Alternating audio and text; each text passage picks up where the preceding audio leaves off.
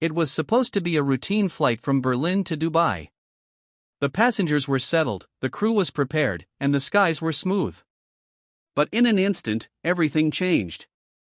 A blood-curdling scream shattered the calm, sending shockwaves through the cabin.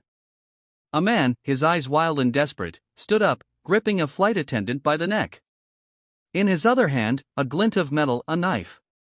His demand was chilling: open the emergency door, or I start killing one passenger every 10 minutes. Fear gripped the cabin like a vice. The pilot refused, his voice firm but calm. Passengers froze, their hearts racing with terror. But in seat 14C, Marcus Reed was watching. A counterterrorism officer, off-duty and unarmed. Yet, he was ready to act. Trained to stay calm in the face of danger, Marcus studied the hijacker, waiting for the perfect moment to strike. The hijacker wasn't bluffing. The crew followed protocol, keeping their distance. A mother clutched her child, tears streaming down her face.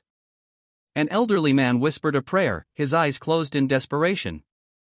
Flight attendants held back tears, their faces pale with fear. Marcus remained still, his eyes locked on the hijacker. He had no weapon, no backup. Just his training. And then, the moment came. The hijacker turned slightly, his attention diverted. A split second. That's all Marcus needed. In an instant, Marcus launched forward, his hands locking onto the hijacker's wrist. He twisted the knife away from the hostage, the blade glinting in the light. The cabin erupted in screams. The hijacker fought back, slashing wildly. Marcus felt a sharp pain, his arm, bleeding.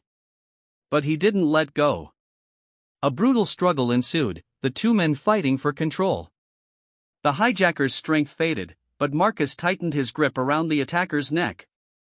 The man thrashed, gasped, then collapsed. Unconscious. The threat was neutralized.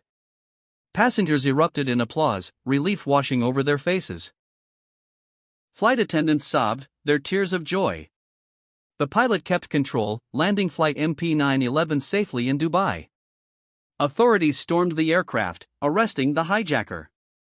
Passengers turned to thank the man who had saved them. But Marcus? He simply stood up, nodded, and disappeared into the night. No fanfare, no applause.